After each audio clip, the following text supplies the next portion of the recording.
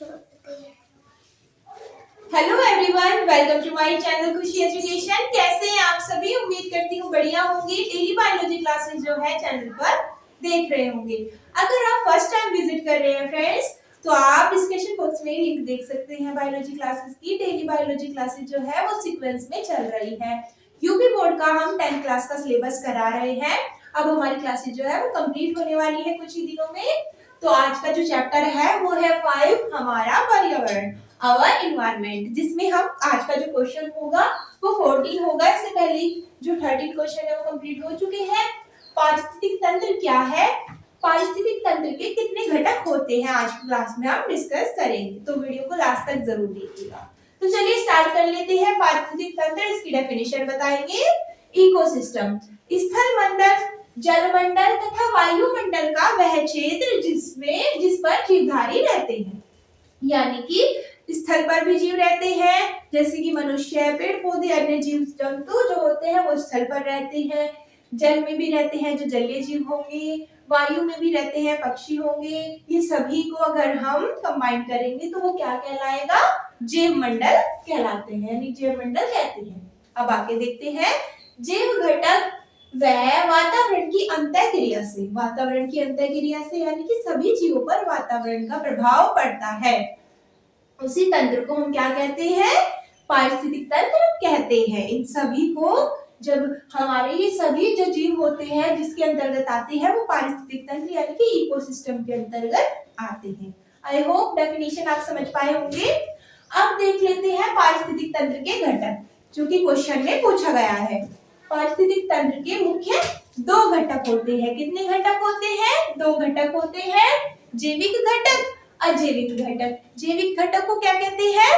Biotic factor, और अजैविक को क्या कहते हैं? Abiotic factor.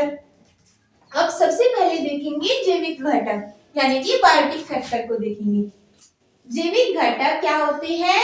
ऐसे घटक जिनमें जीवन होता है, यानी कि जिनमें जीवन होता है, जो श्वसन करते हैं, ऐसे जीव को हम क्या कहते हैं? जैविक घटक के अंतर्गत आते हैं। जैविक घटक, उन्हें जैविक घटक कहते हैं। ये निम्न प्रकार के होते हैं। किस तरह से? देखते हैं। सबसे पहले उत्पादक, उत्पादक यानी कि प्रोड्यूसर। प्रोड्यूसर कैसे होते हैं? ऐसे घटक जो अपना भोजन स्वयं यानी कि खुद बना लेते हैं। ऐसे जीव होते हैं जो अपना भोजन स्वयं बना लेते हैं। कौन होते हैं? पेड़ पौधे ऐसे जीव होते हैं। उन्हें क्या कहते हैं? उत्पादक कहते हैं। जैसा कि नाम से ही पता चल रहा है, आप रिलेट कर सकते हैं। उत्पादक या प्रोड्यूसर जो किसी चीज का निर्माण करते हैं, अपने भोजन का खुद निर्माण कर लेते हैं अपने शरीर के अंतर्गत।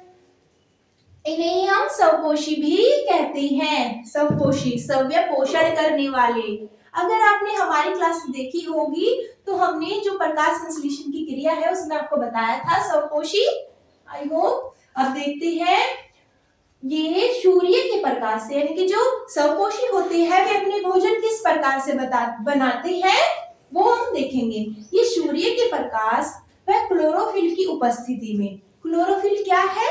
पेड़ पौधों में पाए जाने वाला हरा रंजक, हरा वर्णक होता है, जो पेड़ पौधों को कैसा रंग प्रदान करता है? हरा रंग उपस्थित होता है, जिसमें किस किस की आवश्यकता होती है भोजन बनाने के लिए? जल की यानी कि H2O की, और किसकी? कार्बन डाइऑक्साइड की यानी कि CO2 की। इन दोनों की क्रिया से क्या बनता है? ग्लूकोज बनता है, और ऑक्सीजन जो है वो वायु में मुक्त हो जाती है। प्रयोग करते हैं, करके भोज्य पदार्थ जो होते हैं वो ग्लूकोज बनाते हैं, निर्माण करते हैं, वे ऑक्सीजन गैस वायुमंडल में मुक्त करते हैं। उदाहरण के लिए हम समझ सकते हैं, हरे पौधे जितने भी होंगे, शैवाल जिसे हम काई भी कहते हैं। तो आई होप आप ये अच्छे समझ पाए होंगे उत्पादक किसे कहते हैं। अब देख लेते हैं बी पॉइंट यानी कि उपभोक्ता, कंज्यूमर। कंज्यूमर कौन होते हैं? ऐसे घटक जो अपना भोजन तो स्वयं नहीं बना पाते, यानी कि खुद अपना भोजन अपने शरीर के अंतर्गत नहीं बना पाते तथा भोजन के लिए दूसरे जीवों पर निर्भर रहते हैं। उन्हें क्या कहते हैं? उपभोक्ता कहते हैं। इन्हें हम परपोषी भी कहते हैं। ये अनेक प्रकार के होते हैं, आगे यानी कि बहुत सारे प्रकार के होते हैं जो हम देखेंगे। निम्न प्रकार के उपभोक्ता कौन कौन होते हैं? जो सभी जीव होते हैं पेड़ों को छोड़कर वो सभी उपभोक्ता के अंतर्गत आ जाते हैं। अब देख लेते हैं उपभोक्ता में जो हमारे निम्न प्रकार के होते हैं, कितने 3 प्रकार के हम देखेंगे आज। प्राथमिक उपभोक्ता, ऐसे जीव जो अपना भोजन के लिए हरे पादपों या हरे पेड़ों पर निर्भर करते हैं। ऐसे जीव होते हैं जो अपने भोजन के लिए हरे पेड़ पौधों पर निर्भर रहते हैं। उन्हें ये कैसे होते हैं? ये शाकाहारी होते हैं, जैसे कि खरगोश, बकरी, हिरन, ये सभी कैसे हैं? ये शाकाहारी जीव के अंतर्गत आते हैं। ये प्राथमिक उपभोक्ता के अंतर्गत आते हैं। अब देख लेते हैं द्वितीयक उपभोक्ता। द्वितीयक उपभोक्ता कैसे होते हैं? ऐसे जीव जो अपने भोजन के लिए प्राथमिक उपभोक्ता पर निर्भर होते हैं, यानी कि इन पर निर्भर होते हैं। ये कैसे होते हैं? ये मांसाहारी होते हैं, जो खरगोश, बकरी, हिरन, इन सभी जीवों पर आश्रित होते हैं भोजन के लिए, जैसे कि भेड़िया, सांप और लोमड़ी और आदि। ये सब जीव जो होते हैं ये प्राथमिक उपभोक्ता पर निर्भर होते हैं भोजन के लिए। अब देख लेते हैं थर्ड पॉइंट, जो है तृतीयक उपभोक्ता। ऐसे जीव जो अपने भोजन को द्वितीयक उपभोक्ता से प्राप्त करते हैं। ये कैसे होते हैं?